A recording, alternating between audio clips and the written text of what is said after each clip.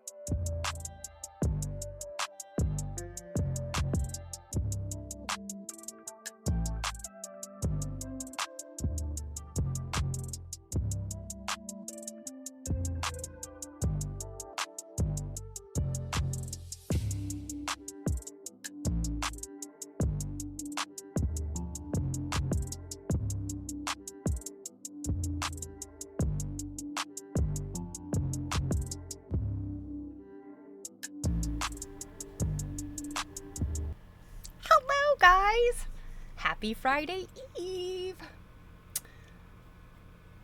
How are you today? Let's see. I think all of my audio is okay. Hey Robin, just a heads up, Druid's not here today. So Robin, if you're not far from your computer, if you could keep an eye out for the baddies. I say that tongue in cheek because you know what, honestly, beyond catching my AV woes, I think Robin and Druid thank you. I think Robin and Druid don't have a lot to do when it comes to modding out the bad actors. We had one the other day that I think was just a spam and run. But yeah, I feel like the really bad Twitch people. I mean, you hear like all the Twitch horror stories about, and some of that was like old news, Gamergate type stuff. But you hear bad things about Twitch. But honestly,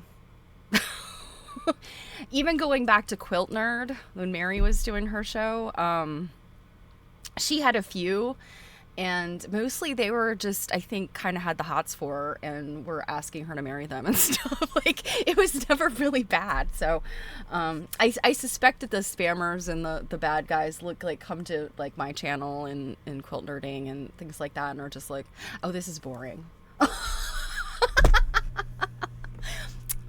All the better for us. So this week, as always, it flies by. I mean, what the heck? I've just kind of been flitting around all week. Tuesday was my birthday, and I sort of was lazy for the day. I got a few things done. But yeah, I've been organizing, and I was going through some stuff upstairs, which is my other big stuff packed in. And I was like, oh my God, with all my books and like magazines and things that I've kind of, like, I don't really want them anymore, but I've sort of packed them away because I don't want to deal with them. And, I actually have a big stack of like, crafting and older quilting magazines and things I think I'm going to put online. So if anybody's interested, keep an eye out. Special discounts for Cake TV viewers. But, I was looking at some of my books and I'm like, I will never read this book again, or this is some kind of like business book that like has no impact on my life anymore.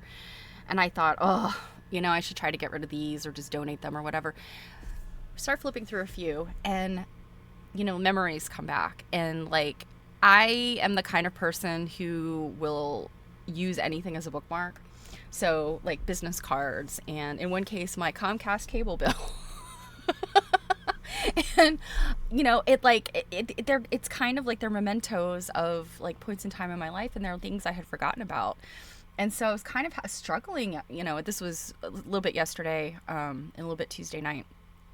I was kind of struggling, thinking like, this is like a giant scrapbook of my life, my books and things that I filed away. And while the magazines, there are magazines I think I had subscriptions to, or I would just regularly pick up, that don't necessarily, speak to a time and place. It was just general interest, like quilting or sewing, but definitely the books, like, it narrows in. So, and I know many of you love books, like the tactile, tangible books. And I do too. I struggle. I think of all of my possessions. I could get rid of most of my collections. I could get rid of maybe all but one of my sewing machines. And, beyond some like really, really important sentimental things, I think the books are like the last thing that I could part with if I had to. And that's a struggle because books take up room and they're heavy, and nobody wants to move with books. And so anyway, I'm not planning on moving anytime soon. My God, just looking at the books makes me want to like dig a hole and cement my feet here. So anyway, what else? I posted my little miniature birthday party the other day. I've got another little idea coming. It's like I have so much time on my hands, right? But when you have a creative inspiration, you just kind of have to run with it. I think that's what our creative hearts want us to do. If it's possible in the moment, and you should do it. And if it's not possible in the moment, don't let it go. Act on it. I feel like I have so many creative ideas that I've just, for whatever reason, had to just walk away from them. And I have sketchbooks full of these things. So, that's always a good piece of advice. If you've got a creative idea, you can't work on it right now, or maybe it's out of your bounds for whatever reason, put it in a notebook, sketchbook, whatever. And then when you've hit that point of like, I don't know what I want to make, I don't know what I want to do, I don't know what I'm interested in, I'm in a rut, go back through your notebooks, go back through your sketchbooks. Like that's served me all my life. I don't think I've ever been bored in my life, short of sitting in church as a young child. I don't, I've always kind of, just probably since I was 8, I had a notebook that I kept of things. So anyway, I'm going off on tangents. Just some ideas about creativity, and there's never enough time in the day, I know I'm preaching to the choir here. All right, so for today, for Friday Eve, I thought I would do a little something different. We're not going to look at quilts. I want to look at Claire McCardell. And Claire McCardell was a fashion designer, early 20th century.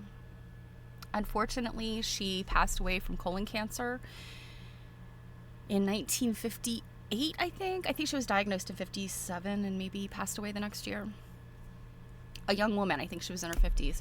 So, and her legacy for some reason gets a little lost, and I don't I don't necessarily know why. I think there's been some scholarly stuff written about her that I've just not read. But there's always this kind of, why is she not famous or as famous as other designers? And so she was a Maryland native. So the Maryland Center for History and Culture, which is the Maryland Historical Society, but they got to name their museum something different. They have Claire McCardell stuff in their collection, and they had a Claire McCardell show in 2022.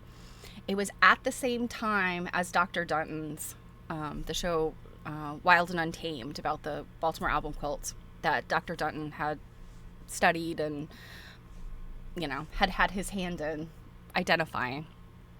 And so after I saw that show, you pay your admission to the museum, right? So go see everything there.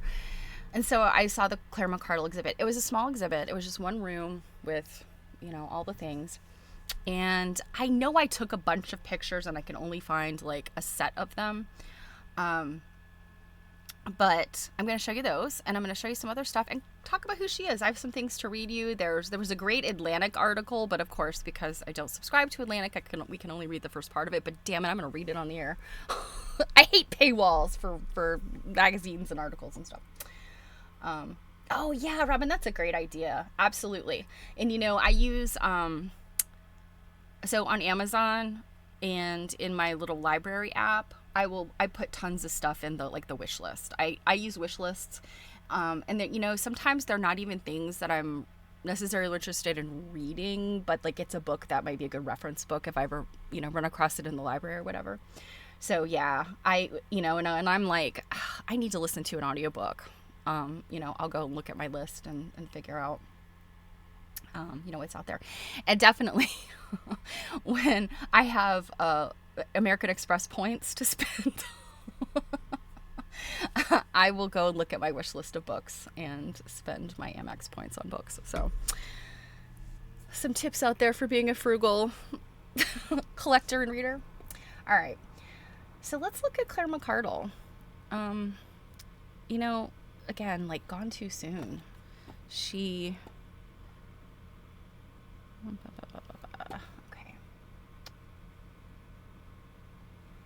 me. Sorry, guys.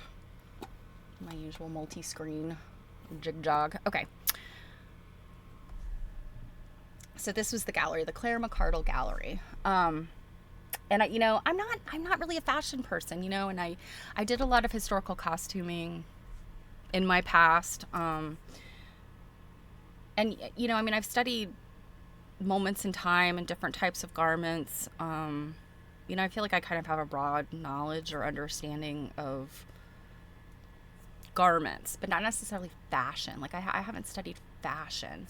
I know my Dior from my Gautier, but yeah, I guess I just kind of have a general understanding. But I learned some stuff from this Claire McCardell exhibit. So before I show you this stuff, I'm going to read some stuff to you so you know what this is about. So Claire McCardell was known as the mother of American sportswear, the gal who defied Dior, revolutionary clairvoyant Claire.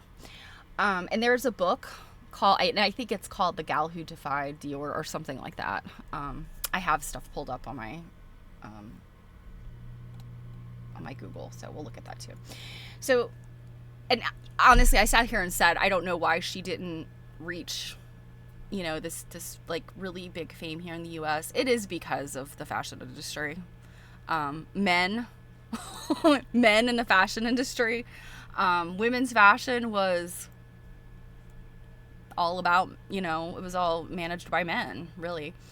And so somebody like her is not necessarily going to be heard. And that's kind of what I got from this exhibit.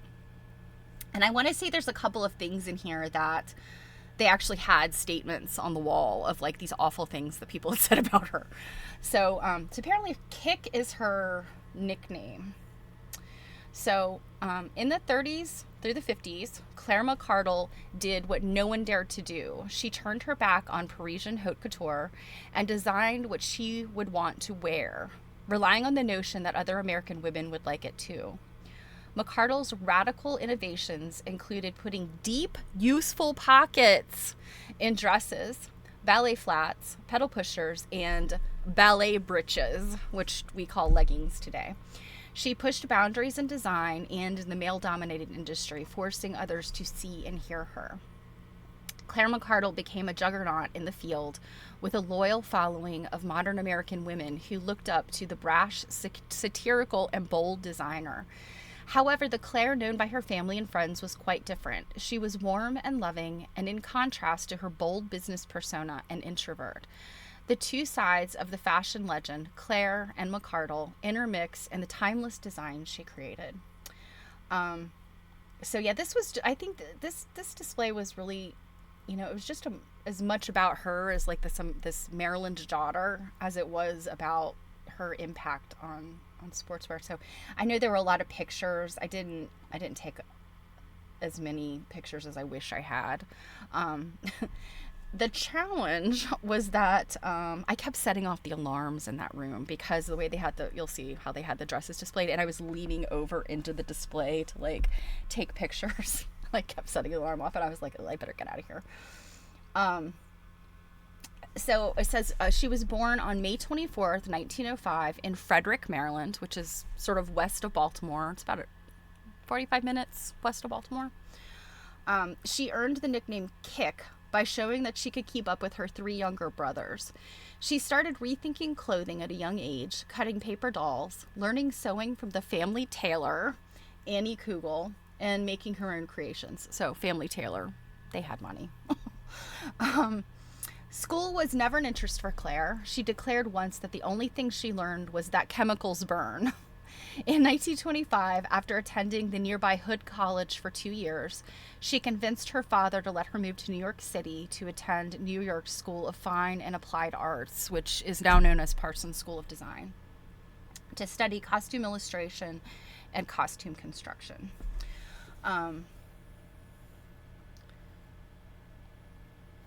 So let's see, I think this is, yeah, we don't want to look at that. This is just about the archives. So they say she was a pioneer in the fashion industry and creator of the American look. And the thing is, when you see her things, they definitely have a look of the time, and you can definitely see, within her designs, things that came later. So I think she definitely had a big impact. I mean, you think about pedal pushers and ballet flats, that Audrey Hepburn, that sweet little Audrey Hepburn look.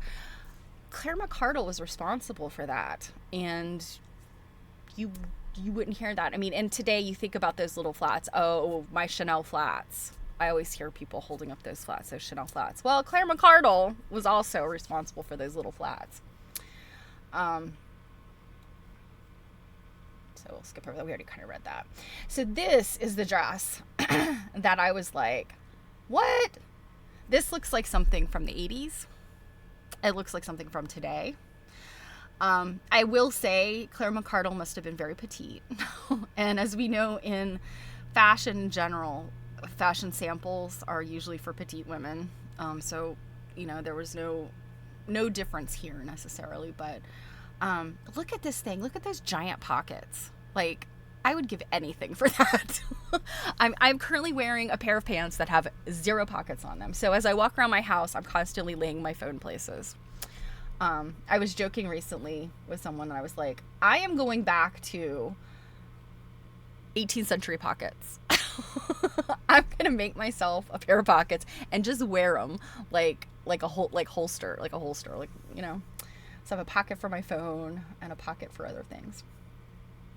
So this was called the monastic dress, I think. Yes. So the monastic dress with belt, Claire McCardell clothes by Townley. Townley was the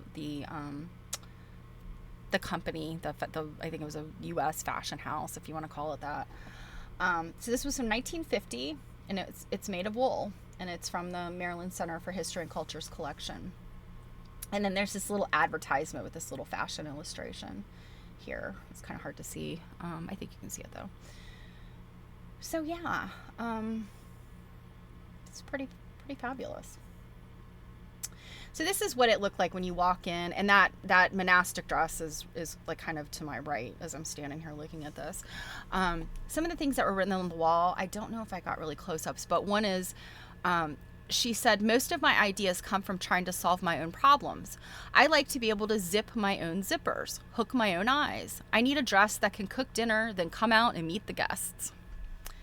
And then this other thing she says, I began to experiment just following basic trend instead of copying, as was the usual dress business procedure. I translated what I saw into American fabrics, making them a little easier, a little more casual, and a little less self-conscious, and a little more American. Another thing you see here in this picture right here is a swimsuit. And that swimsuit is right here in the display. And I could have sworn I got a picture of it. I don't know if I did. That's in my batch. But it was interesting because this is made in the 30s, I believe, if I remember correctly. And I mean, again, this is a swimsuit you could see today. It's demure compared to like Brazilian bikinis, but I mean, you're never gonna see me at the beach and something like that. So I would wear something like this. You know, I don't have Claire McCardell's petite figure, but still, it's what you need to swim without being so revealing. So I thought this was pretty neat, and it's like a brownish color, and it's like the fabric is very interesting because it's still elastic, but you know, in the 30s they didn't have Lycra yet. They didn't necessarily have all of these like performance fabrics we have now. So swimsuits were not necessarily made out of like what we're used to, you know, what we've been used to for the past, you know, 20, 40 years. It was definitely elastic, but a kind of a weird thick material.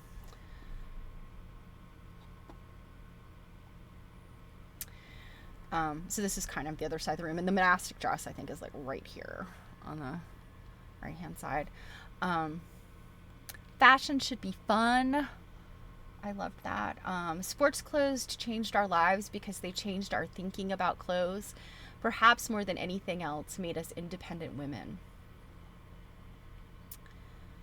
And then this picture I thought was interesting. I can't remember who everybody is, but these guys I think are, I don't know, is that Picasso or somebody like that? I can't remember who these people are. Yeah. Okay, this dress I was absolutely enamored with. This little anchor dress.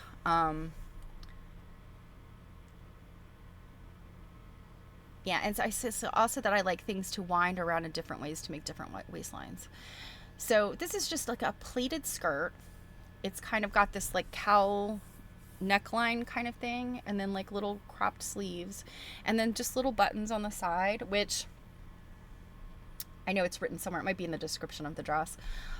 She puts these things on the side versus on the back. The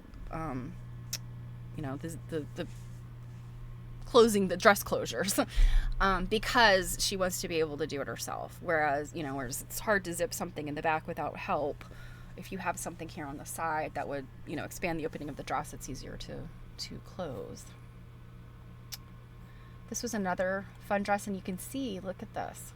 This is I don't know, by today's standards, this is probably not like a super dressy dress, but back then, this could be like a dressy day dress. And you see it's got like hooks and eyes, very much to like a bustier or a corset. And she just, these little simple little tucks, and this is like a stretch lace. It's like a, definitely the kind of stuff that we see today. But like this beautiful neckline, it's very sort of formal looking.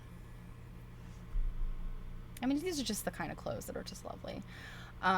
She says, I've been really selfish about designing. I've made clothes that I'd like for myself, and I guess that I'm lucky that other American women feel the same way about my clothes. This dress, timeless. It's a wrap, strapless. And now I could not see myself wearing that today, but in my 20s, yes. In my 30s, yes. And this kind of, it's almost like a madras plaid kind of, but it's all monotone. It's got all this wrapping and tie, but like simple, very simple. I could see this is 1950s. This is 1970s if it was longer. 1970s, definitely today. it's just amazing to me that she just had this vision. And we see it. There's a through line, but we don't necessarily know her name. She's not a household name like Dior or Chanel. This one I think is a little bit more like of the time. I think this is like 1930s, 1940s. It's got this kind of dropped waist, but it's bias. You can see it's bias cut. So like this is on the bias right here. So it's got like a little bit of stretch. Wrapped things are often, from what I've learned, wrapped things are often good for different body types. And she capitalized on that. This coat with the little scarf thing reminded me so much of my grandmother. It's the kind of stuff my grandmother liked. This dress up here, just so classic looking. This black dress, kind of, I mean, it's got that like Dior frock kind of, but it's also got this almost Victorian look to it, like Victorian morning fashion. I thought that was kind of interesting. And I think it's like silk taffeta. Look at this jumpsuit. I would have, if I was a smaller petite person, I would have snatched that jumpsuit off that mannequin and run for my life. This jumpsuit was so dang cool. It's got these like little details, like this tie thing at the top. I think that it like is gathered up around the neck kind of, and it's got like this belt, but it's like, again, like easy slip on kind of clothing, but the print and the fabric itself make it like elevate it. Pantsuit, jumpsuit kind of things are so popular right now. I mean, this looks like it jumped off the pages of like, whatever right now. That looks like the bottom of the cuffs look like they might be gathered a little bit. But yeah, like, oh my gosh, this is definitely not of its time. This is 70s, 80s, today. This is not the 50s. And I mean, again, this woman died at the end of the 50s. Also, this one, I don't know if I got a good picture of this dress, but this beautiful kind of cape, like it wraps, ties, cape-like sort of thing. Just, I think these are her clothing. I mean, there's certain things that I know I would not wear of this because it just, gathered skirts, not necessarily good for all body types. Kind of depending on where it hits you in your waistline. But they're just so classic and so, just flattering, I think. And easy to wear, it seems like. So here's some more writing about her. And so you can see, this is a picture, I think, at the end of her life, where she's in bed. Here's a picture of her sitting at an easel, like fashion illustration type of posed picture. I think this is, she made baby shoes. And I thought I got a picture of the baby shoes, but there was this line of baby shoes and baby clothing that she came out with kind of at the end of her life. And they were so cute. There was one pair that like they looked, I think they were like a powder blue, but they looked like little tiny like dress shoes, like little dress penny loafers. They were so adorable. So this is what they say. In 1957, at the height of her career, Claire was diagnosed with colon cancer. It did not stop her. Against the doctor's wishes, McCardell had a car pick her up at the hospital and take her to her office. Despite the aggressive prognosis of her cancer, McCardell managed to finish her line and create a line of baby clothes in January of 1958. And with the help of her old friend, Mildred Orrick, Claire snuck out of her hospital room to see her last show. When she arrived, everyone greeted her with a standing ovation. And now, this woman was so classy. She tore off her hospital gown, threw on one of these gorgeous frocks, probably looked like hell, but went anyway. You gotta give her mad props for that. On March 22nd, 1958, Claire McCardell lost her fight with cancer. Unlike other design houses, the McCardell label ended with Claire. So, I mean, you think about Alexander McQueen. He died by suicide in like, it was the 2010s, I think. Maybe 2010? 2009, 2010, something like that. Alexander McQueen goes on. Same thing with Chanel, Dior, like all of them. They still go on even after their death, but she didn't. So the trademark passed to her family, who later gifted it to the Maryland Center for History and Culture to preserve. So the Maryland Center for History and Culture actually owns her label. So the McCardell family knew the intimate tie between Claire and the McCardell label, and that no contemporary could replace her. With her innovations, from ballet flats to dresses with deep pockets, are prevalent today, time has obscured her association with them. In 2021, Tory Burch began a line inspired by McCardell's design ethos that honors Claire McCardell and reinstalls her place as a titan in American sportswear. And there's a book, I don't know if it was actually written by Claire McCardell at the time, but it's something like How Do I Pick My Clothes? And there was this reissue of it, and Tory Burch wrote like the intro to it. So, it was interesting. Like, this show came out in 2022. But she's come up again, and that's kind of why I thought about these pictures I took that I had not looked at in a while, because somebody sent something about her to me, and I was like, oh yeah, I'm familiar with her. Okay, so this is the dress that had the anchors on it. So it's just called Dress with Embroidered Anchor Design by Townley. This dress closes with wooden buttons and small snaps on the side. McCardell rarely put zippers or other closures on the backs of her dresses, as she believed it impeded a woman from being able to dress herself. And then this coat, which I don't think I took a picture of because I didn't love it, but you can see it's kind of got this like weird capey thing. It says this coat features buttonless sleeves that could be folded and double rows of high contrast top stitching. Both elements were highly useful during the war years, but were used long after and reinterpreted for higher-end designs. So, that's another interesting thing about her things, is they were very plain. And during a time when, during the war, when things were rationed, I think it was really easier for her to get things made because she used cotton and wool. She wasn't using, like, the textiles that were, silks and things like that necessarily. Even I guess with the evening gowns were silk. So here's the close-up of this. And I think the way it's put together is that there's a placket here that has snaps. So you kind of snap it together, and then you would loop these little buttons. I think these little buttons are really more decorative / sort of the insurance in case the snaps come undone. Sort of like that little safety chain on a bracelet or a watch. So in case the clasp comes undone, it doesn't just fall off. I think that's what this is about. But this fabric is so charming with these anchors on it. And the way that it's constructed, the pleats, are carry on the anchors in this striped fashion that are just so brilliant. Oh, here's a close-up of this coat. So it's just got these 2 buttons at the top, and then that's it. It's got these pockets that are kind of high up. Yeah, and I think that might be the last of my pictures. Okay, so let us look at other stuff. Look at my cat for a minute. So the Atlantic article. So let's read some of this.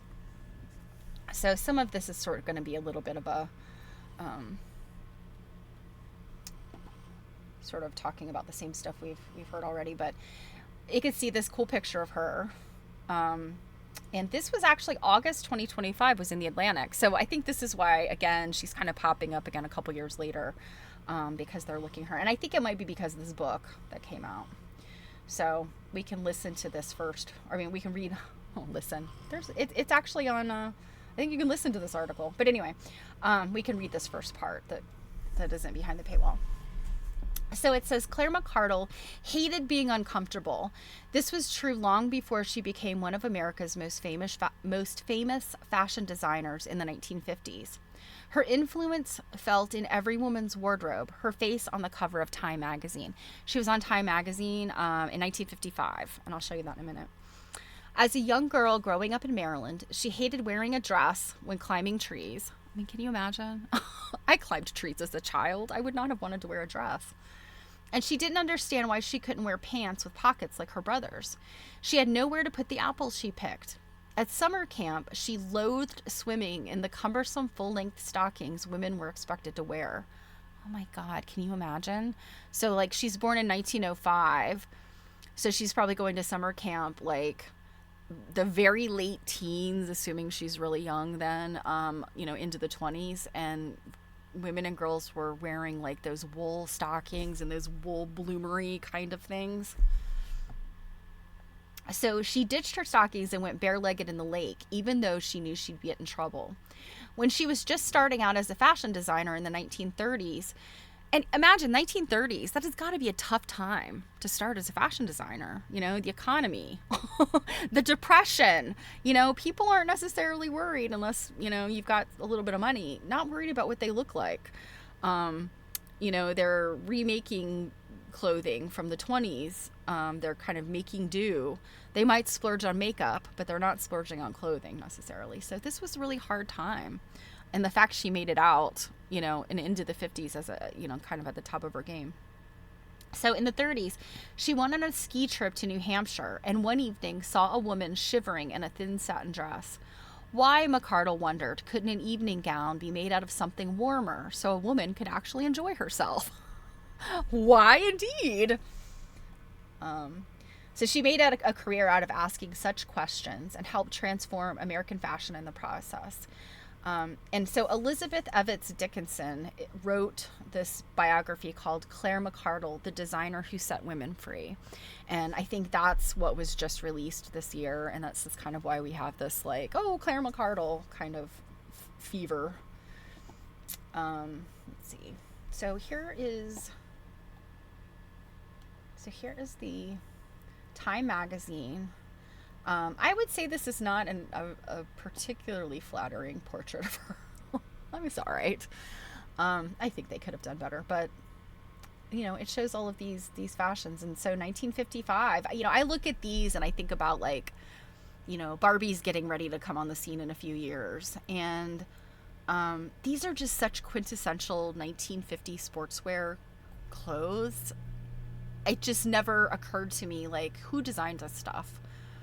And this dress down here is kind of this woman that's like on her shoulder. That's a little bit of the Dior dress, I think. That is so quintessential of that time. But it's more of like, she was making the Dior dress for like sort of the average woman. So, all right. Oh, there's other pictures. Oh, look at this. I didn't even saw this. So this is beachwear designed by McCardell circa 1948. I mean, look at this. Is this not the cutest thing ever? It's little pleated pants, cropped pants, these little sort of gladiator sandals. And then the top is like a cropped top, buttons down the side, because it's probably not stretchy. And then this matching little jacket. Like, I could wear that. Maybe. Maybe 20 years ago, I could have worn that. So this says, oh crud, let's see what it says. The vast successes of Claire McCardell as a designer for Townley Frocks, Inc. is the result of her talent for putting youth and glamour and style into the practical work and play clothes of American women. Her fashions are always useful and enormously popular. So it is not surprising that McCardell sees her own philosophy of design in Kaiser and Fraser cars. Of them, she says, the beauty of these original designs is based on utility. No wonder women fall in love with them. So yes, in this sweet little beachwear, can you drive a Kaiser and Fraser? Yes, you could. Let's see. I thought there was. Maybe I got out of the. Okay, there we go. Okay, and then this is from the Metropolitan Museum of Art. I actually have some more pictures of their stuff. So another one of these dresses, there was a similar one. I think it was like a pale celery green in the my local exhibit, and it's just that like really sort of tight wrapped top, and you can see what the pattern pieces look like. You've got, let's see, can I get in closer on this? Yeah. So you can see what the pattern piece is. This is, and the fact that it's gingham, makes it even easier. So it's this sort of diagonal piece. There's, I think, a little bit of shaping in here. There's some darts, some bust darts, but it just, it goes kind of tightly across your body, the bust shaping, and then you've got just these little buttons on the side, and then it all comes down into the skirt. So very simple, but like really pretty, in my opinion. You might disagree with me, but I think these are very pretty. And then apparently this is the Claire McCardell statue in Frederick. I did not know this was there, but yeah, Nicole, she's got her collar popped. Yeah, pockets, big pockets on this dress. The little ballet flats. Yeah. I think this is, let's see, this is the downtown shopping area. This is probably like off of Patrick Street or something, if you're familiar with Maryland, with Frederick. Okay. So, this is a piece from the Maryland Center for History and Culture. I think they put this page together during the exhibition. And I like this picture of her because it's kind of defiant. And then she's got this really pretty dress. And I think this one is one of those fancy, like, it's kind of like two strips that kind of, come up. It's got like a slit in it, but then she's got this big bow that kind of covers up the décolletage. So still very classy. So this is a good picture. I took this similar picture here too.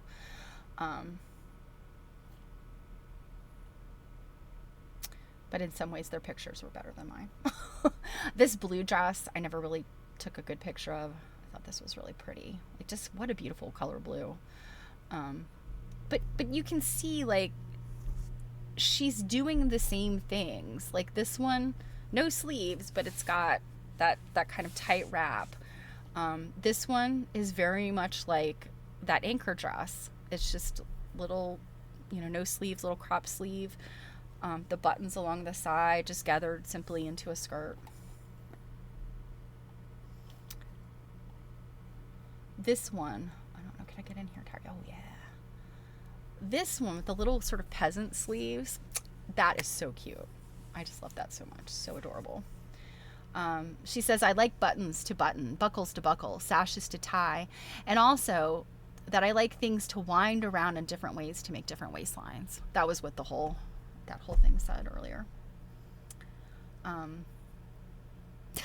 I hardly ever make a skirt without pockets because I noticed men always look so happy with their hands in their pockets. So I thought, why shouldn't women have pockets too? I wholeheartedly agree.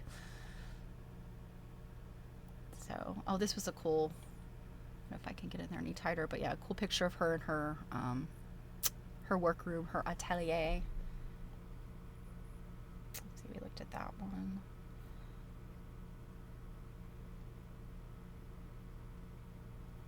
So these were sort of a combination of like sort of business day to more like matronly sort of evening fashion. But you see these lines, that tight wrap, and then these simple sort of shirt waist kind of look.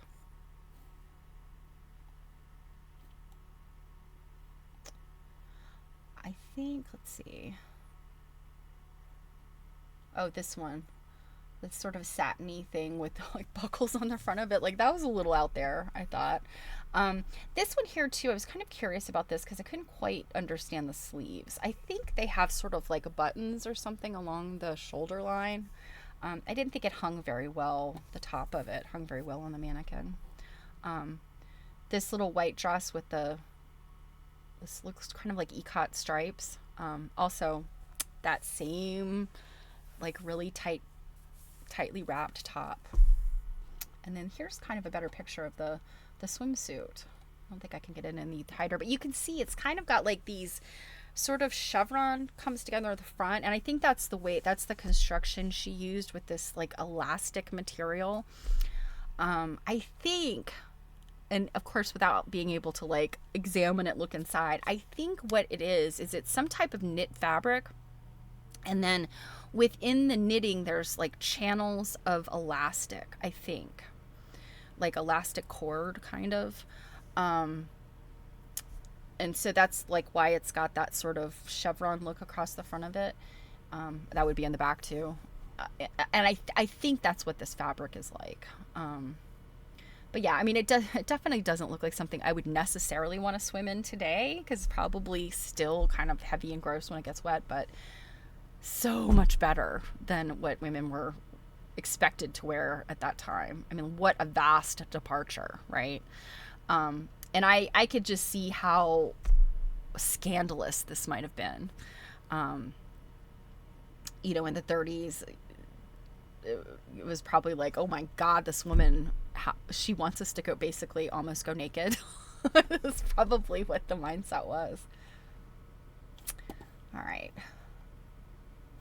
So, okay, so this is some of the stuff that's at the Met, and they have a thing here where you cannot enlarge their images, view full screen, or download. So poo on them.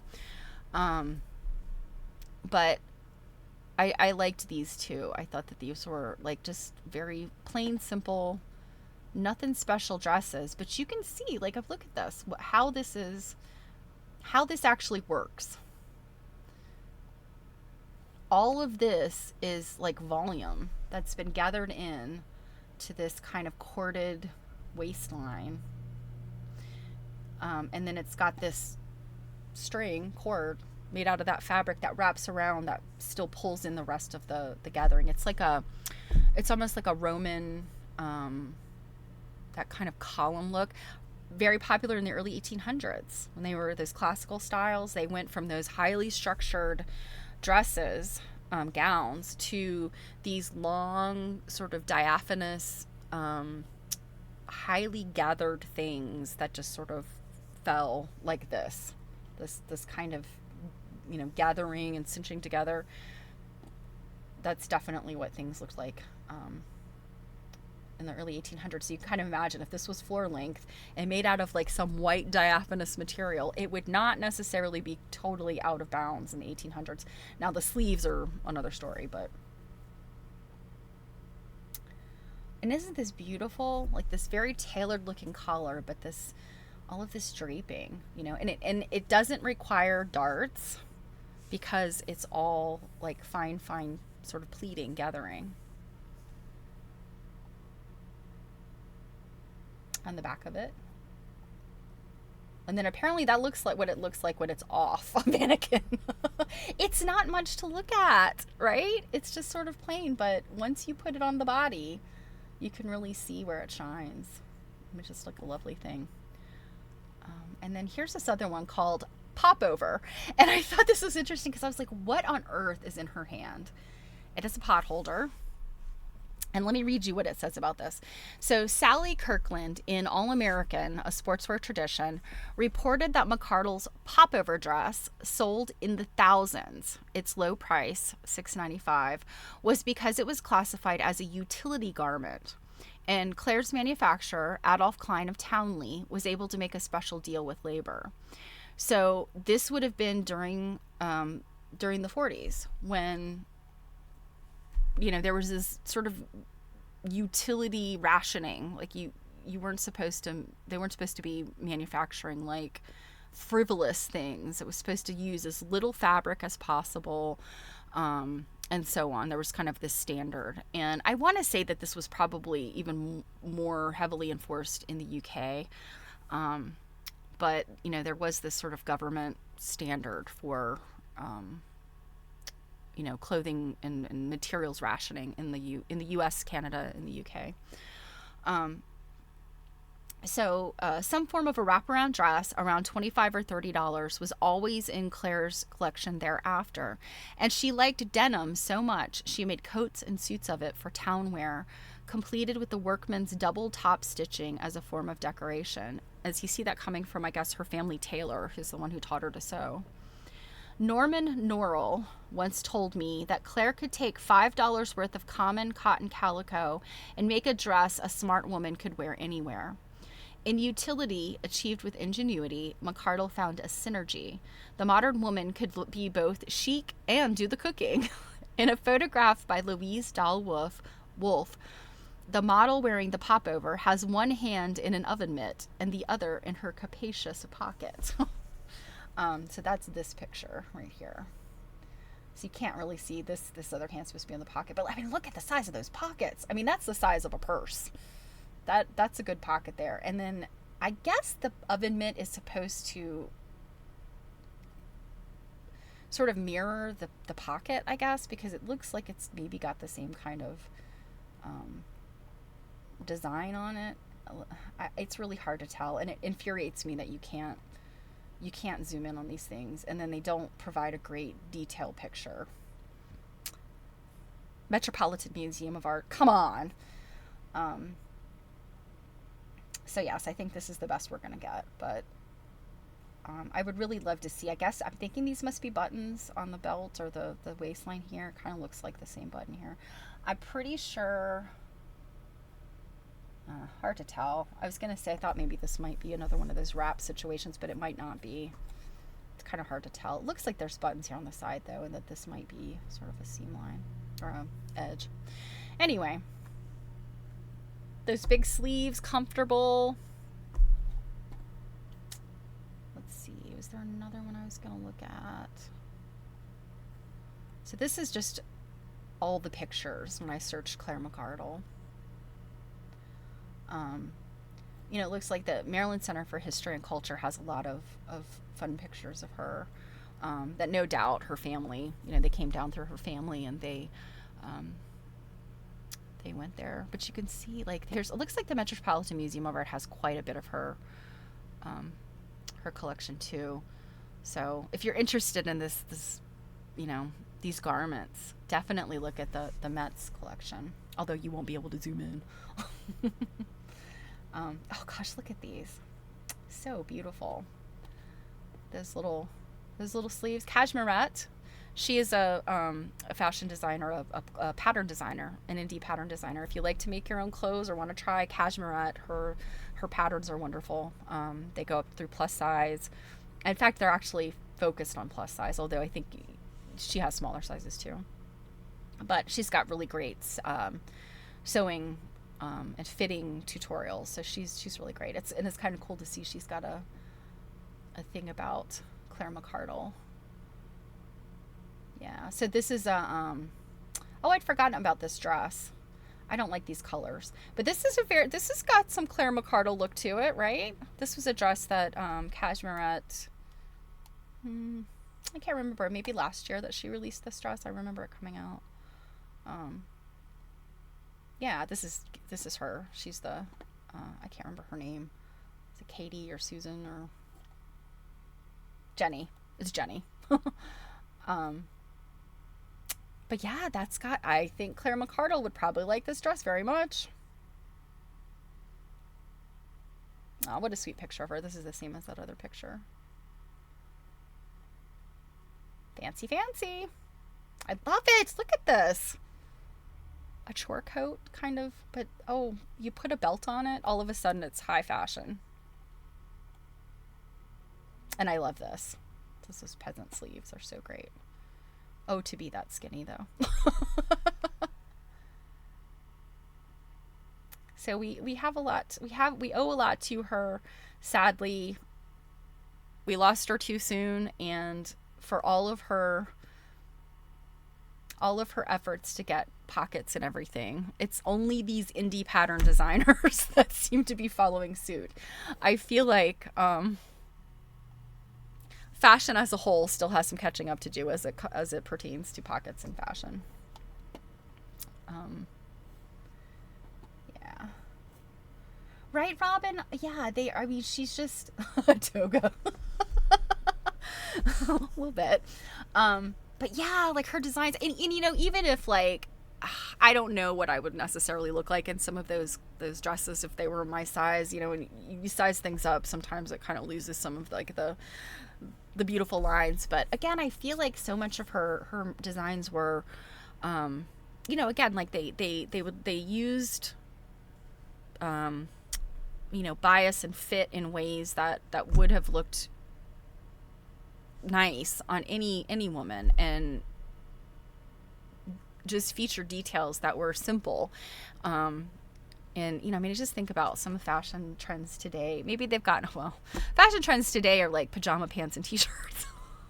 I am well on my way to being a fashion icon. But, you know, I mean, today, following the pandemic, we really want simple clothing. But, you know, I feel like it's been at the, you know, simple clothing turns into t-shirts and sweatpants, and that's not good. You know, I mean, you want to look fit together, right? Yeah, I think a lot of those designs would work on plus size women. I have a number of things that, like, I have a shirt, a top, and I want to say I bought it like at ThredUp or something. It's a thrifted top, but it's kind of got those big sleeves, peasant type sleeves, but it's just a button down, gathers into a little, little tiny neckline. And I get so many compliments when I wear that top. And I'm like, this is the simplest top. I paid nothing for it because I got it, you know, in a thrift situation. But I think it's one of those things, like knowing what good looks good on your frame. And yeah, and I mean, she just, I mad respect for designers that think about that kind of stuff. Because, you know, you think about it, most fashion designers, there's the, like, the Alexander McQueens and the Comme des Garçons and Balenciaga and all of those, they are not designing for people like us. They're not really even designing for people. They're, you know, so many of those designs that you see on the catwalk, those are collections that are not really ever meant to be worn by anybody except for maybe somebody going to the Met Gala. Like, that's where those things end up. You know, these wild, insane fashions, they're not really meant. You know, I just remember watching those kind of things when I was a kid and thinking, like, you know, I was really enamored with Betsy Johnson. And I still love her stuff. I have one pair of Betsy Johnson shoes. I bought them full price for my birthday several years ago. And I was enamored with her, but then I would look at the stuff that was in, like, her, you know, the catwalk, and I'm just be like, who would wear these things, you know? You know, as I learn more, I'm like, nobody's meant to wear these things. Like, it's really just about kind of making a statement. And this is kind of the general theme of my collection this year. And what is really goes out to fashion, you know, the elite can buy are things that are more everyday and normal. But, you know, again, they're things that often just don't fit people unless you're 7 feet tall and have an 18-inch waist. So, yeah, the thought of a fashion designer who was so chic and so well dressed, really thinking about everyday women. My gosh, she was ahead of her time. We lost her too soon. And it kind of gives me a little bit of, you know, that excitement in my tummy that people like Cashmere and possibly other indie fashion people, pattern makers, are looking at her as an inspiration. There is another fashion company, or another pattern company. I want to say they're Australian, and it's terrible.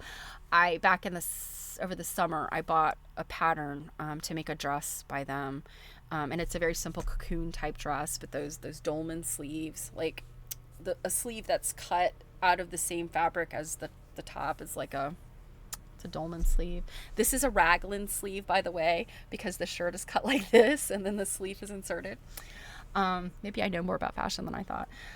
But the dolman sleeve is that kind of, you know, it's just cut out of one big piece of fabric, the sleeves all in one. Anyway, their stuff is very, I think, what you could call like modern Claire McCardell. Pockets, draping, good for many body types. It's all a good thing. Yeah. So I hope, if you had never heard of Claire McCardell, that this was interesting. And if you're interested in more Claire McCardell, Google. There's several books. There's the brand new one. And then there's 2 other books. Let's see, what are they called so I can tell you. So the newest one is Elizabeth Evans Dickinson, and that one is called Claire McCardell, the Designer Who Set Women Free. And then it appears I closed my A-Books thing. Let me find it again so I can tell you.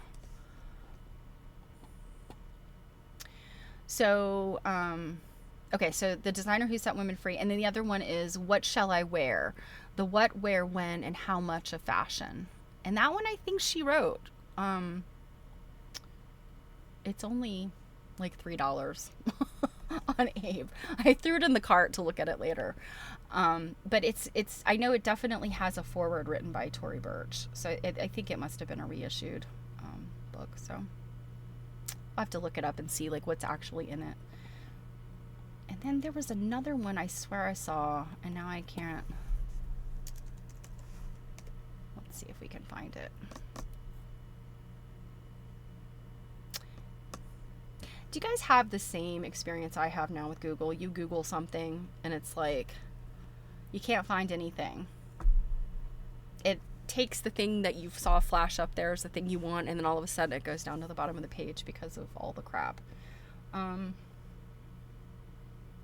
Yeah, I guess What Shall I Wear and The Designer Who Set Women Free are just the only two. I thought there was a third one, but now I'm not seeing it. Maybe it was just a headline.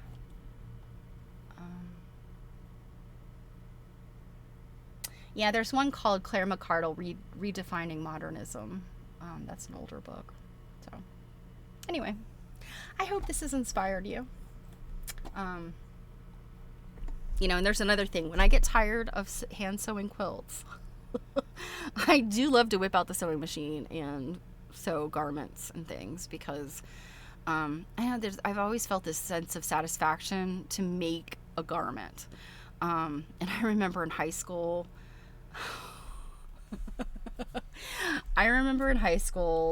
you know, digging through all of my mother's fabric when she wasn't looking. And like, I remember pulling out this Dan River plaid that she had some plans for.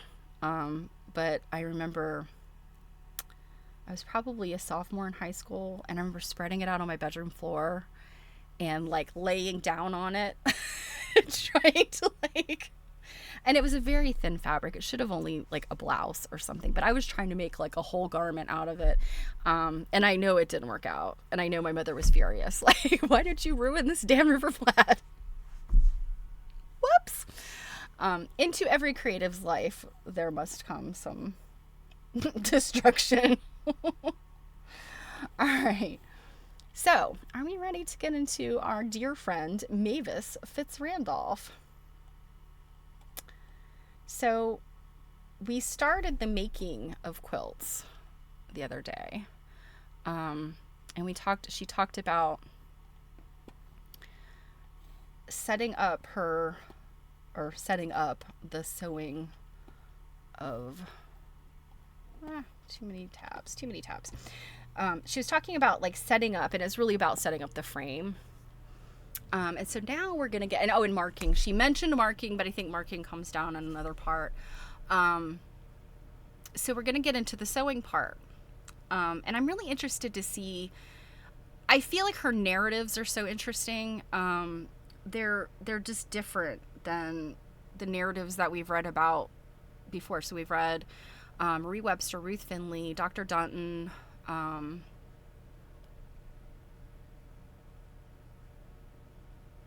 oh gosh, why am I blanking? Avril Colby, Florence Pito.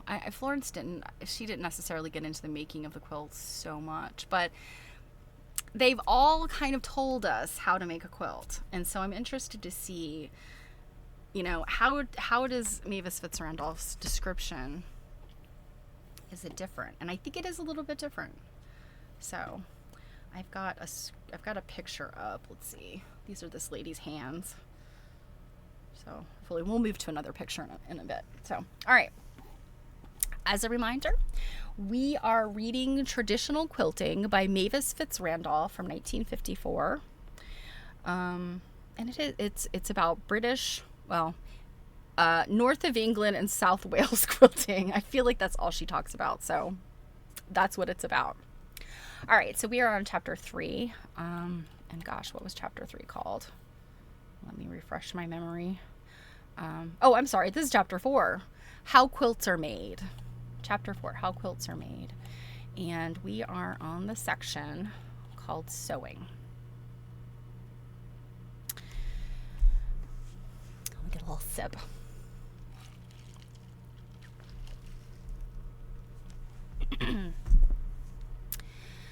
Traditional wadded quilting is sewn with a running stitch. The quilter holds her left hand under the work, and as one craftswoman described it, she senses where the needle will come through and helps it back.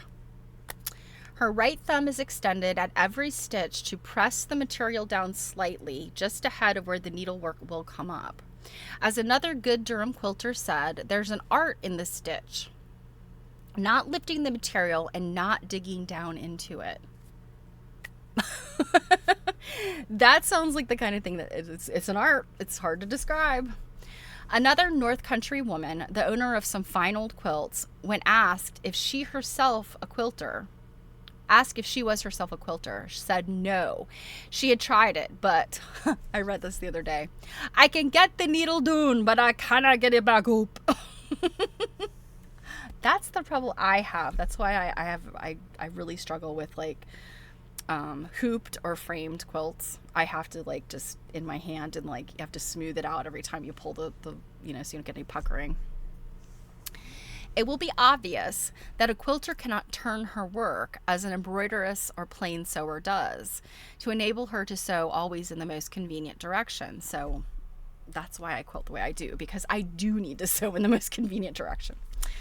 She sits all the time on the same side of the frame, and when sewing a curved line, she must be able to adjust her hold on the needle so that it runs comfortably around the curve, using her thumbnail instead of the ball of her thumb to help the needle up. So it's like, I think this is what she's talking about.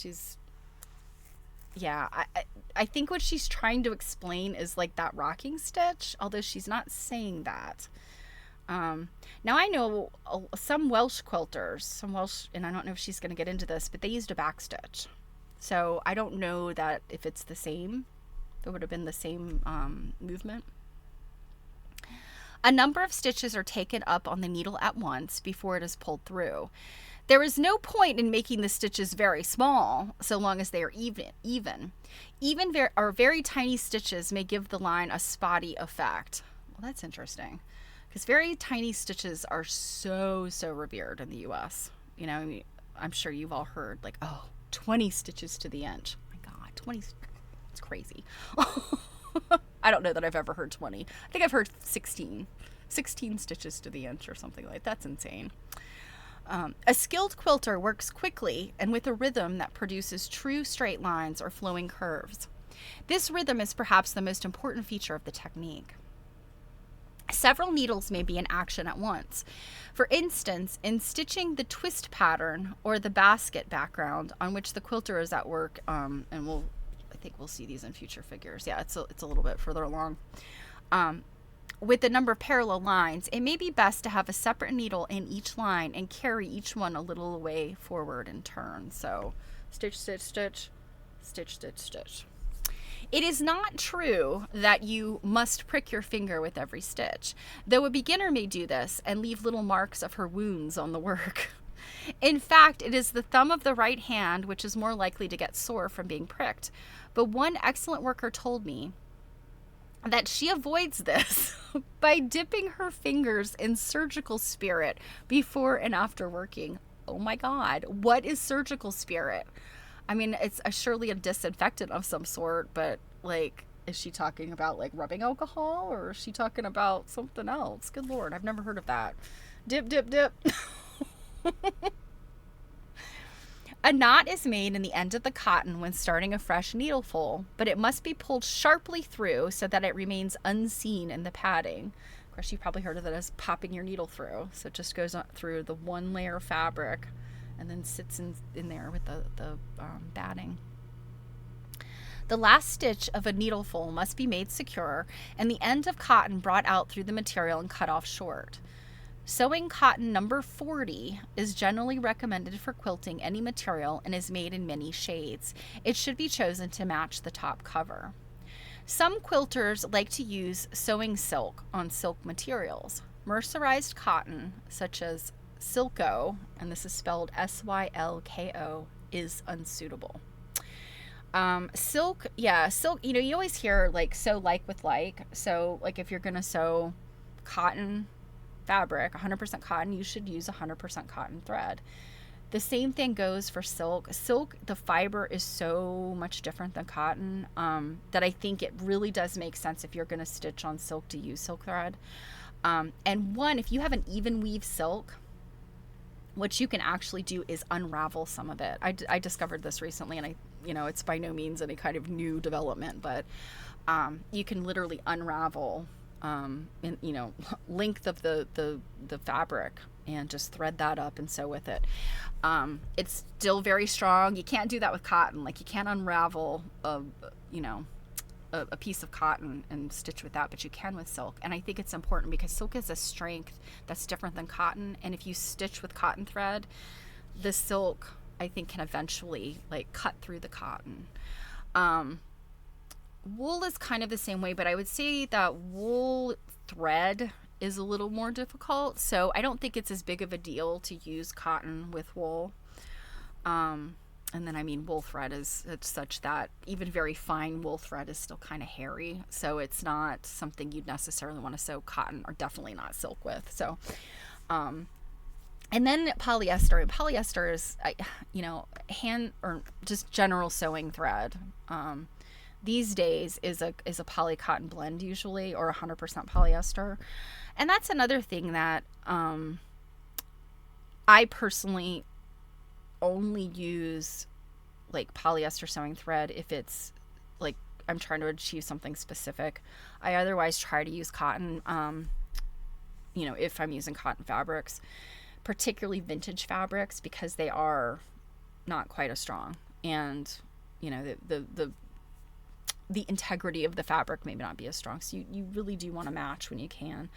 I would say that polyester, like your standard polyester sewing thread, is probably pretty bad for hand sewing, of course, but to some degree, I really think it's not great for quilts either. Just regular old machine quilted. I really think that cotton is the way to go, but I know there's lots of people, long armors and stuff, that use like rayon and even monofilament and stuff. No judgment. I just don't feel like I like that kind of stuff for my work. Although I do also use a whole lot of other synthetic materials, so it's kind of like I'm cutting my nose off to spite my face. But she's making a good point here, is all I'm saying. All right. What will be the upper side of the quilt or the outside of a garment must always be on top in the frame. Every stitch, must of course go right through all 3 layers, and both the stitches and the spaces between them should look the same on both sides. That is what I'm very much challenged with.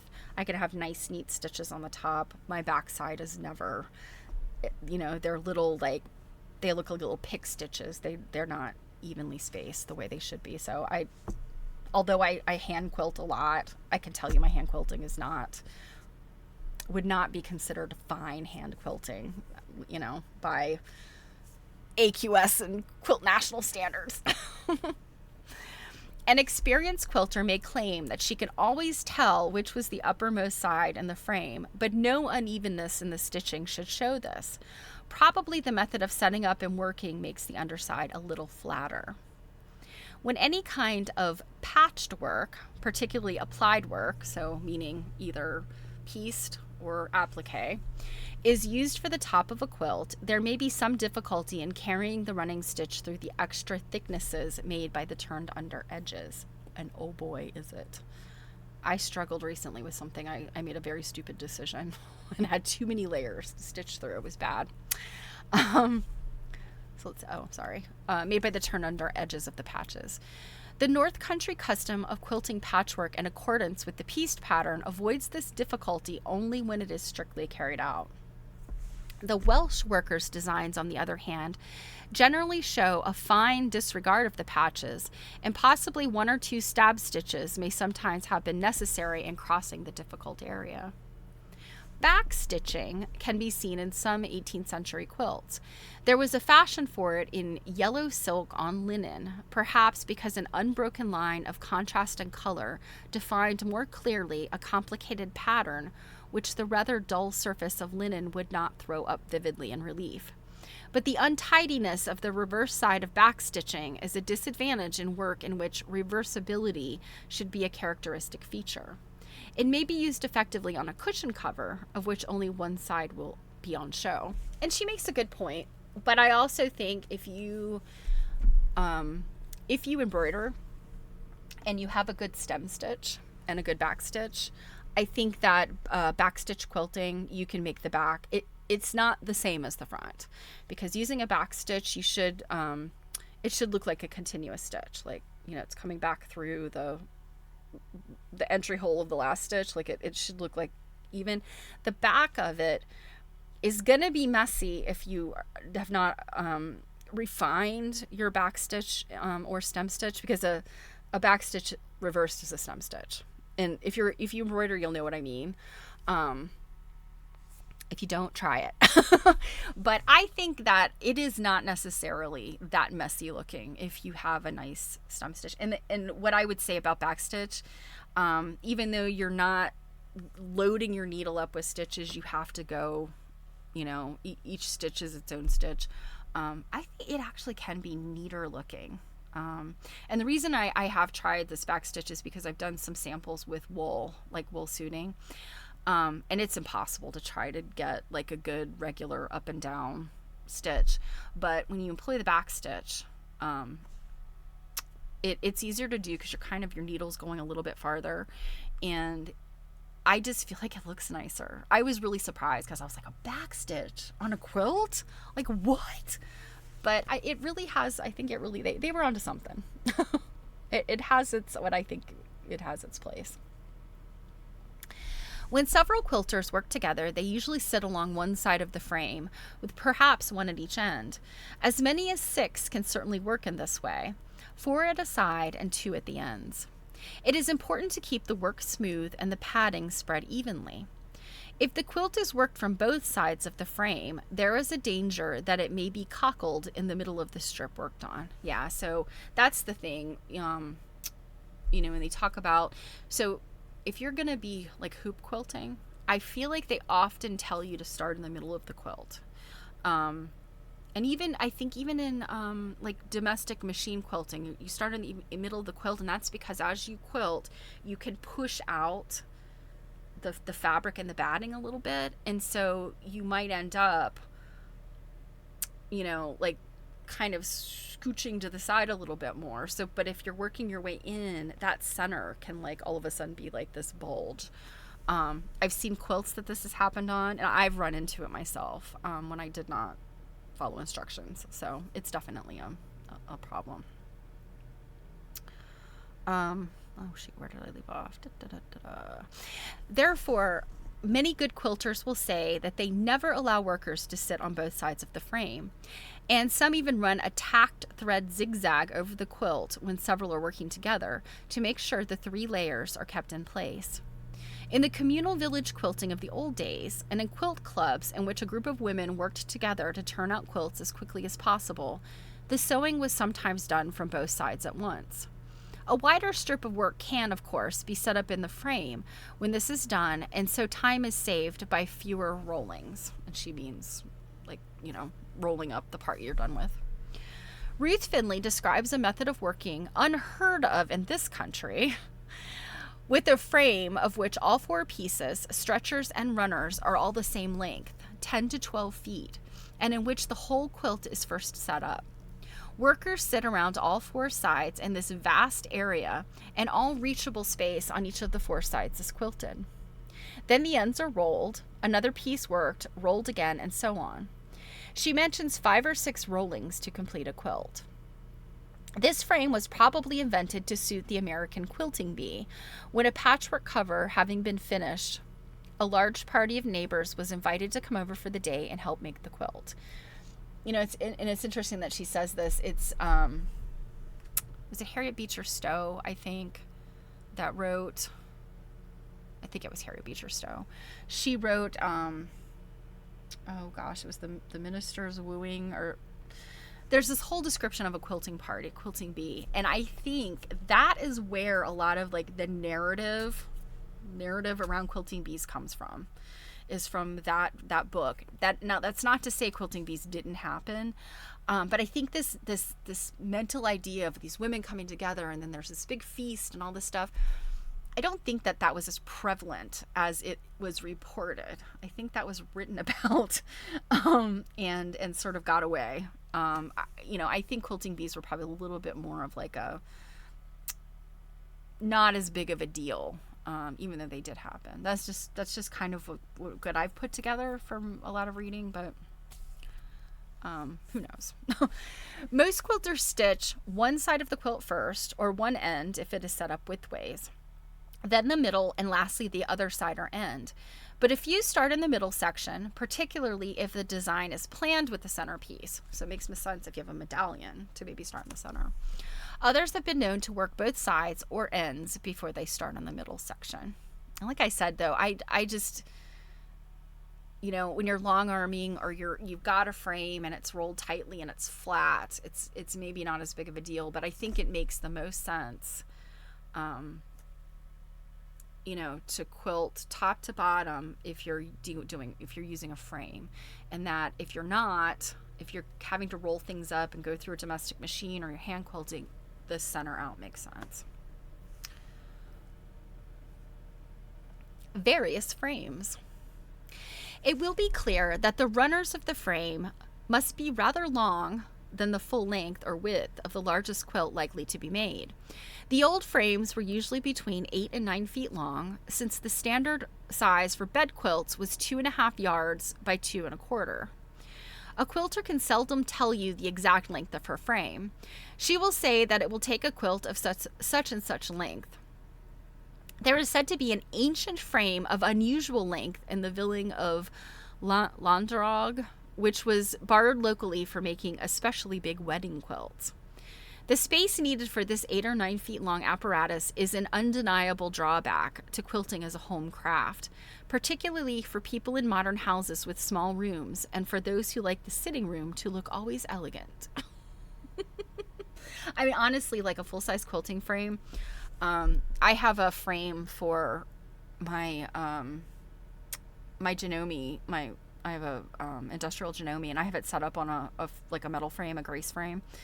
I have it set up for like a twin or full bed size, the queen sized, and I don't think it goes to king. I think it only can accommodate a queen size at most, but I just don't have room in the room to set it up because I have pieces of furniture on the ends of the room that is like the width, so I have to have room to walk around one end of it. My rooms are like 12 by 12 or 10 by 12. They're not really huge. So, thinking about the fact that my house dates from the 1850s, if anybody was setting up a quilting frame in this house, they would have had to clear out some furniture or it just would have had to have been a room without much in it, because there's just no way to fit something that big and then people sitting, even on one side of it.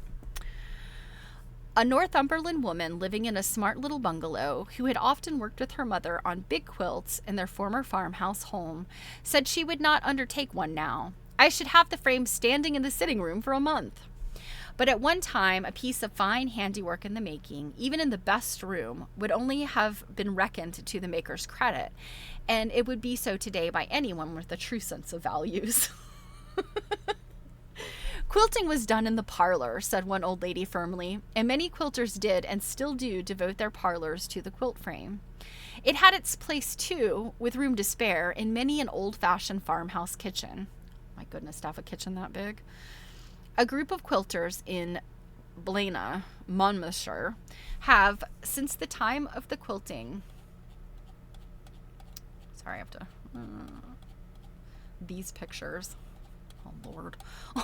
Oh my God, there's pages and pages of pictures now. All right, we'll look at these in a second.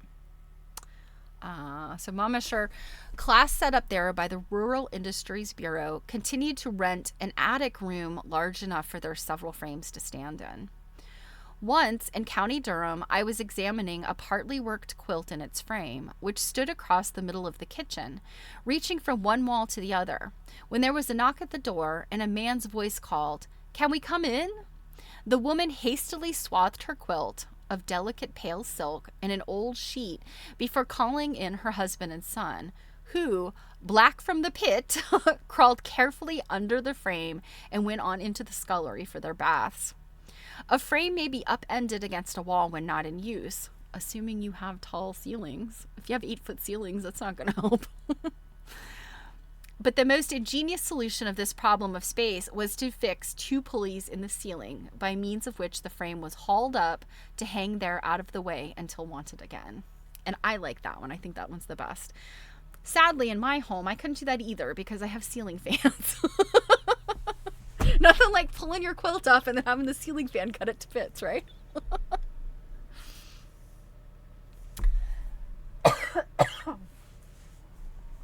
Nowadays, many quilters have, as well as their full-sized frames, smaller ones for cot quilts, cushion covers, and other small pieces of work. Cradle quilts and pieces of work as small as, for instance, a baby's bonnet, were certainly quilted long ago, but no small frame nor any cradle quilt made before about 1930 was found in Wales in the course of my survey. That was going to change, because we definitely saw that stuff from the 40s. In the Quilt Guild's exhibit, I'm pretty sure there was a baby bonnet, but lots of quilted clothing. A Carmarthenshire woman tells me that cradle quilts were made on small frames long before that, and in a Cardiganshire village, cradle quilts were remembered in use some 70 or 80 years ago. But in this case, no one was sure whether small frames were used. At least 3 quilters in County Durham possess small pairs of frames of considerable age with runners a yard or a yard and a half long. Probably such frames were in general use in the past, but during the 19th century, when large bed covers and petticoats came to be almost the only things quilted, they presumably went out of use and were destroyed. I would assume that they would have been used for something else. You know, you've got 50 inches worth of wood. You probably use it for something else, or firewood, who knows. Quilters in both districts carried out during the 1930s, under the Rural Industries Bureau's scheme, many orders for cot quilts and cushions, and for the sake of convenience, had small frames made by local carpenters, so now they are common again. So there's let's see, the frame shown on page 34 could easily be made in a smaller size. So I think that was at the beginning of this chapter where she kind of showed the schematics. Some strange tales were told in Wales of small quilts being set up in picture frames or on the legs of a table turned upside down. Oh, that's interesting. I'm trying to think, how did that work? I mean, were they like tacked, like the corners tacked on the? I can't quite imagine the table legs, but that's interesting about. Oops. Whoops, sorry guys. But I mean, I'm wondering how the legs of the table. I'm wondering how they did that.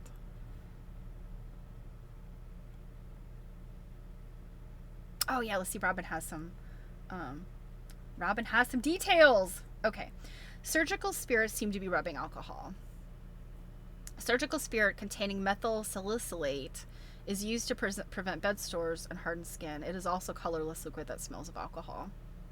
Well, salicylate is like, I don't know about methyl salicylate, but salicylate is like aspirin, right? That's salicylic acid. Domestic machine quilting, yes, middle out. Okay, yes, Harriet Beecher Stowe, and it was the Minister's Wooing. That was the name of it, and it has that whole chapter about the quilting bee. Thank you, Robin. All right. I can't envision. I guess, like, okay, you got your table turned upside down. I guess maybe they tacked the corners, and that was enough for a small quilt. I don't know. So she says, I never traced such a story to its source, and if these peculiar procedures were ever really adopted, it can only have been the result of misguided ingenuity when a frame was lacking. Quilting without a frame was also mentioned by several people, and after many inquiries, I did find in Pembrokeshire one woman who, with her grandmother, had made many quilts on the kitchen table with weights, usually flat irons, to keep it stiff. I'm guessing they just weighted it down on the corners and then like got their arms under there. Several specimens of this work were seen. The crudest and roughest kind of quilting imaginable, stitched in more or less straight lines, running in various directions at random, with no attempt whatsoever at a pattern. Oh my God. The covers were made of a rough kind of patchwork in large strips. Oh no. No cheap followers, thank you. We've had a lot of these, I guess we're attracting some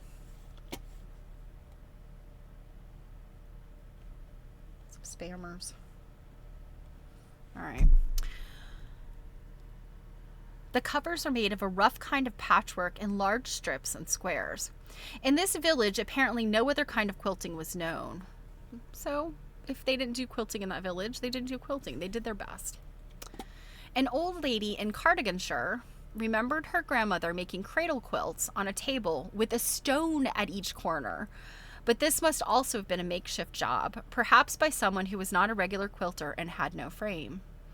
So it would have been so much easier just to pin it together or baste it on the table and then quilt it in your lap. Like, what the heck? Thank you, Robin. Certainly I still don't know how to pronounce this. It's Llangwm.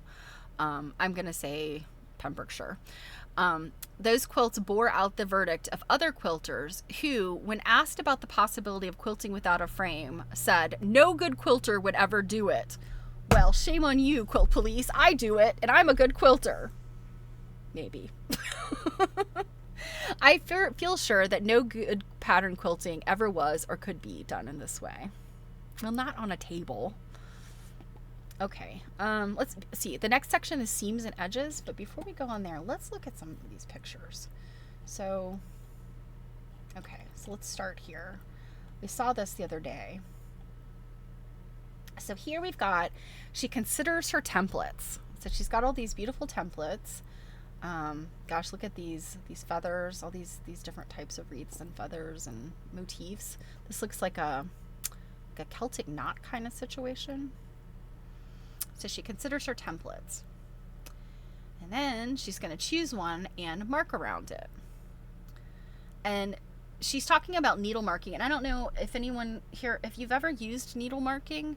I do it occasionally, but what I like to use is a Hera marker, which it's like sort of a hard plastic kind of, the end of it kind of almost looks like a plastic knife, sort of like just a little edge, but it's smooth and kind of pointy, and you just kind of draw it along the edge of your ruler or your pattern or whatever.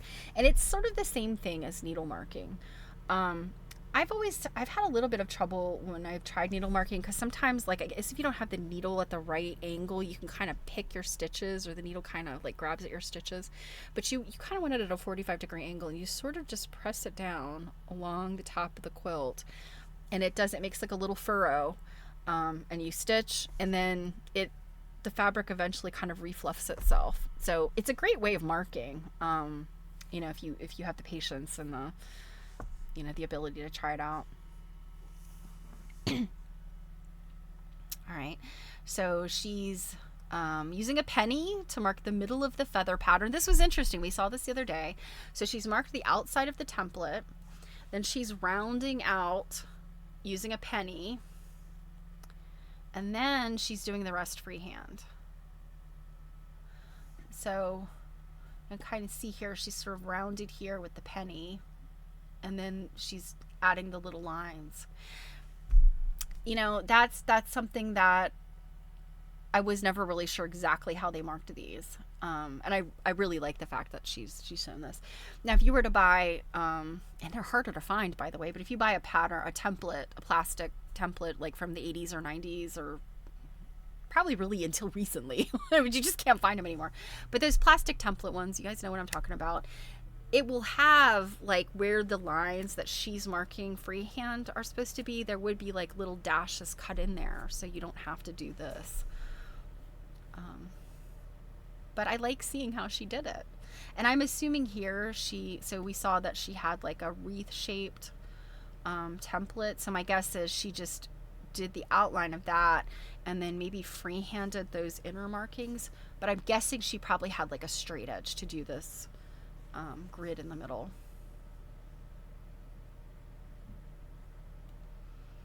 So now we see her basting the bottom. Okay, so this is the backing. She's basting it to the runner, and you see that strip of it's like tape, woven tape that's been attached to the runner, and she's stitching to that. And then she's locking the size of the frame, so the stretcher goes on the side, and she's locking that down with these pegs. You see it makes it tight, so we expect that. The wadding or the batting is laid carefully on the bottom, so it's laid out. This I think is really, I mean, today you don't see as many quilts being put on a frame like this, but I think this is pretty similar to long arming.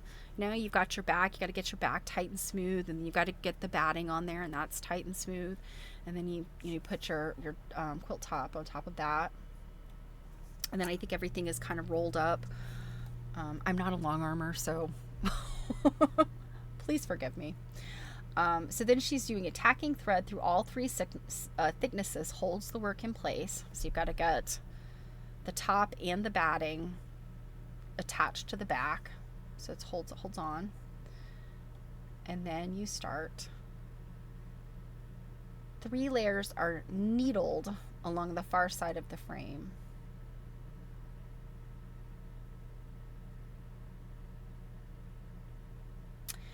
Tape is needled to all 3 thicknesses and looped around the stretcher at 3-inch intervals.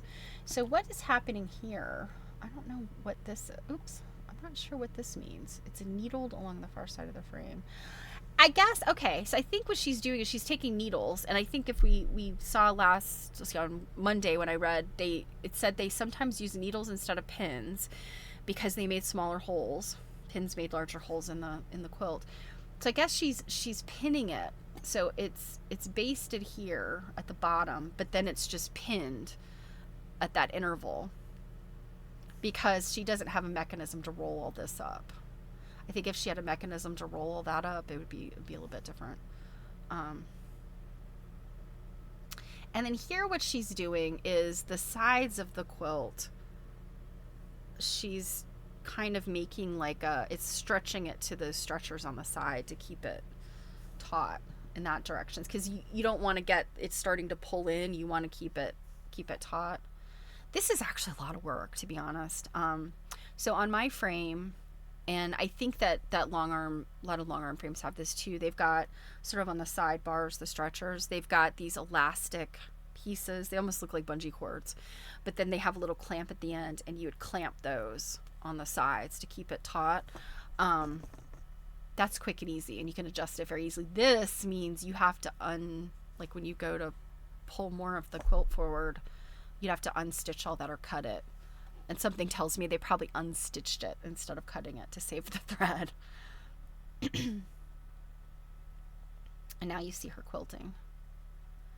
Note the number of needles, some in use and some spares. Well, I don't see any spares, but we've been told she has them. Guess there's something there. I would assume those are just tacked. I don't know.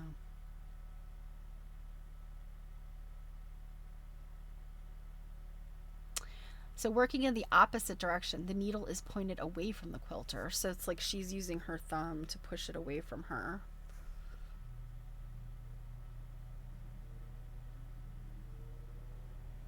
Oh yeah, you see here, you can see a better look at the tape that's stitched to the quilt, and then it's pulling it.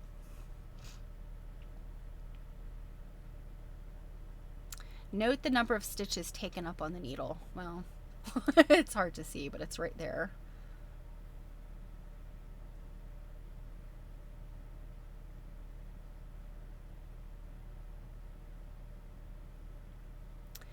The same actions shown in figures 28 and 29 are shown here for the workers from the workers' point of view. Doesn't look like that much of a difference. I guess it's just from the different angle.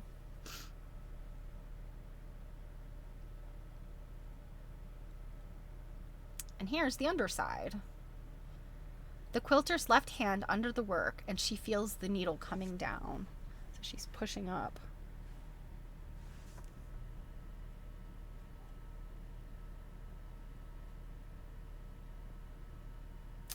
She helps it up to the surface again. So it's that feeling it coming down, and then it's that rocking movement that I have never ever been able to master. Okay. So let's leave it here. All right. Seams and edges. For a large quilt, several widths of material must be joined.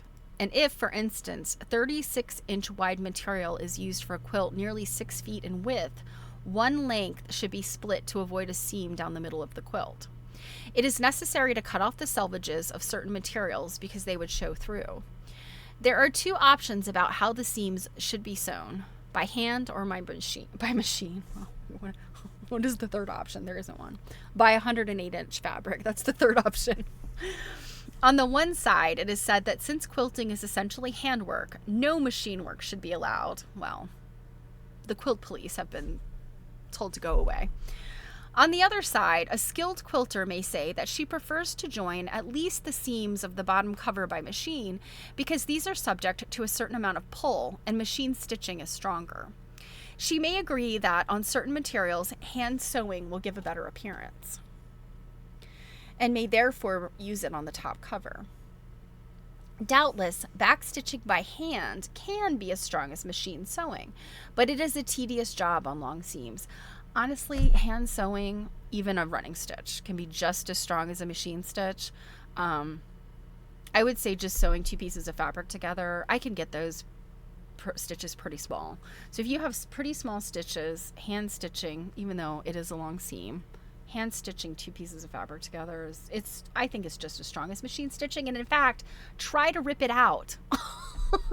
I have stitched long pieces by hand and then had to clip it, and it's just like trying to rip out a machine seam. Certainly a sewing machine was part of the equipment of quilters in the past, since the time when it became available fairly cheaply, but it may be argued that this is only because they were driven by their low wages to seize any available shortcut to quick output. A Northumberland woman told me with fondness and amusement how her father bought her first sewing machine, a Howe, at a horse fair for ½ a crown and got it repaired for another ½ crown. She was just starting to work professionally as a quilter and needed a machine, and although there were many jokes about it, she used it for years.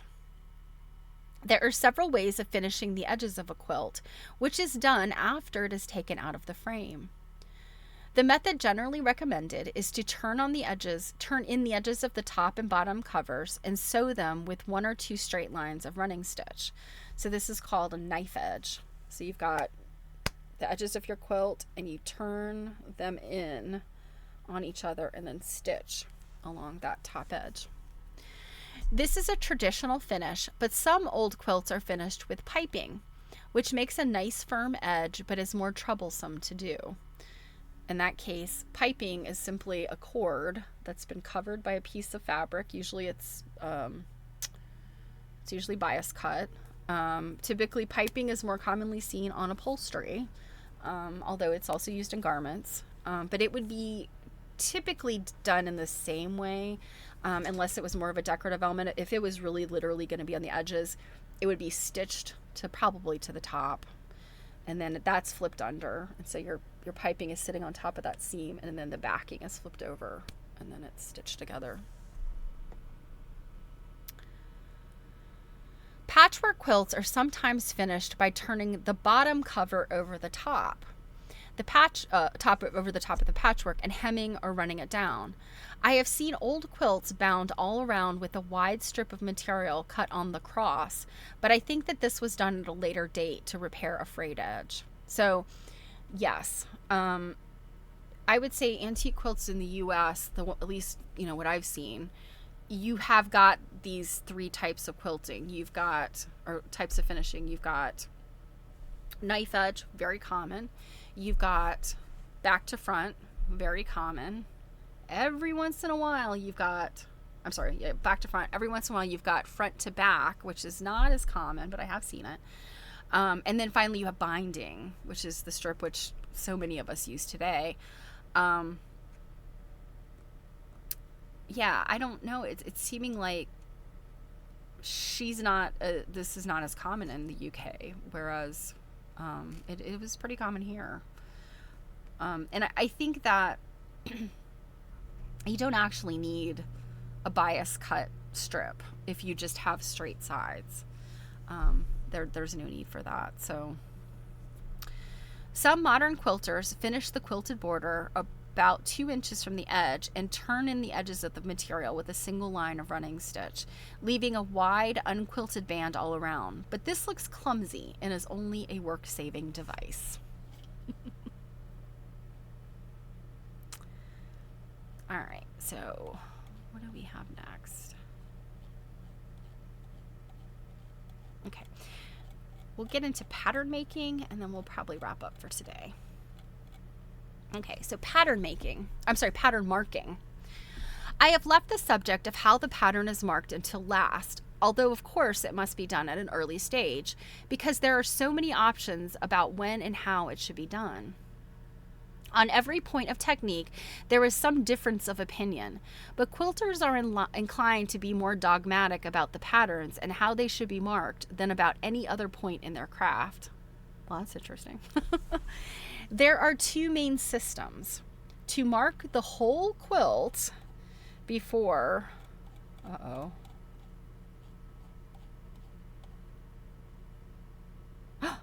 think we're missing a page. Got a blank page, you guys. Oh no. Okay, to mark the whole quilt before, I'm guessing, putting it on the frame, or probably to mark it as you go. Gosh, I'm wondering if there was, let me scroll through here and see.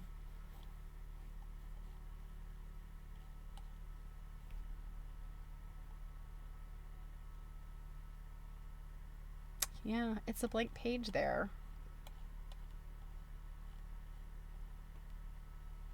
Yeah, 76 is missing. Well, I guess we're just going to have to guess a little bit.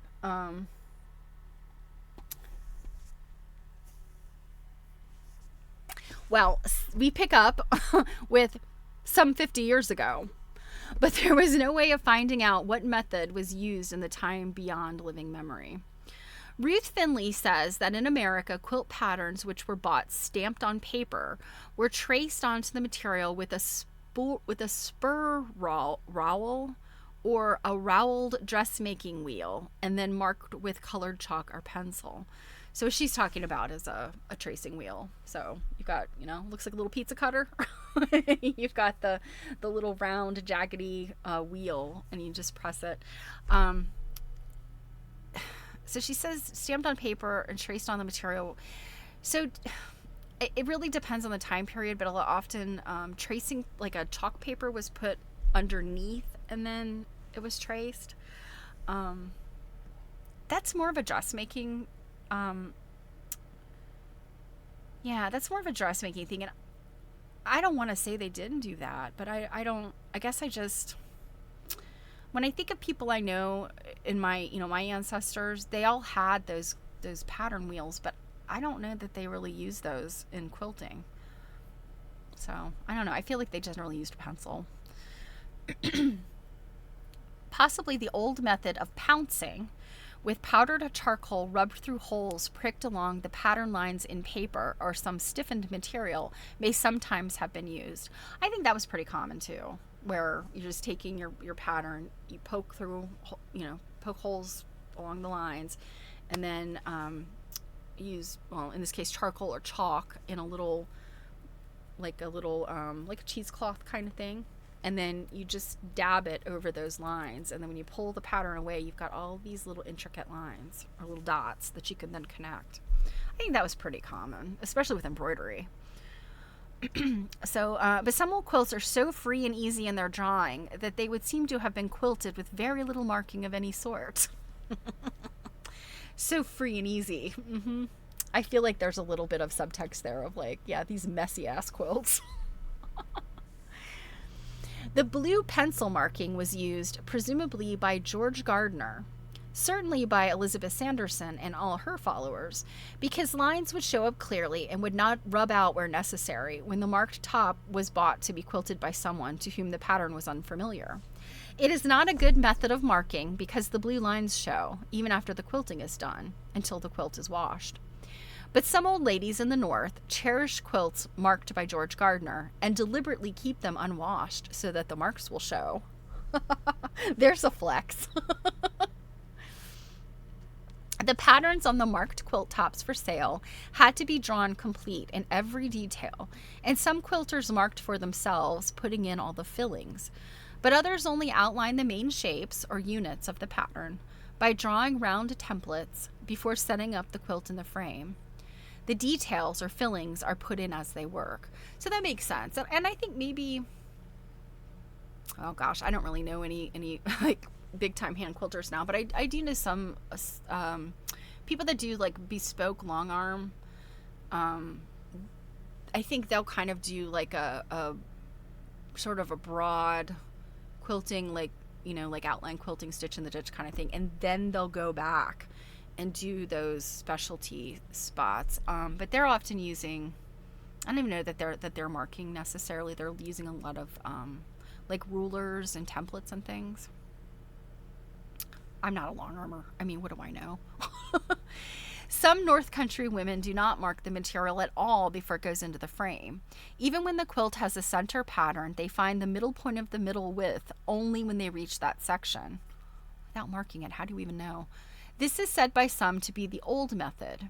In any case, the strippy quilts were probably always marked as the work went on because their quilted patterns, all in strips running the length of the quilt, could easily be dealt with in this way. And I will end there. Templates will be coming up next on Monday.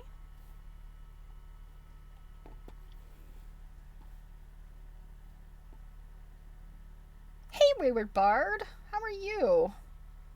It's good to see you. All right. Bear with me, guys. Got too many screens.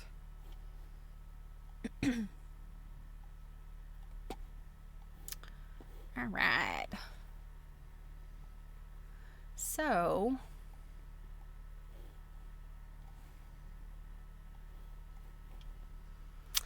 need to get all the screen movements. So I can just do one button, and it goes where it's supposed to. That's the thing. It's possible. Has Cake figured it out? No. So that will do it for me today. I hope that you guys enjoyed Claire McCardell. If you came in a little bit late, go back and watch the recording, because Claire McCardell is so fabulous. I mean, definitely inspiring me beyond this fantastic fashion. So, Saturday, Jill and I have a stitch and glitch. I think it'll probably just be our usual free-for-all of nonsense. So I hope that if you've got time, if you're hanging out during the day and you want some company, I hope you'll come hang out with us. If you're not around for that, I will see you on Monday. So I hope you guys have a fantastic weekend. I hope you have a wonderful rest of your Friday Eve, and I will see you soon. Mwah! Bye!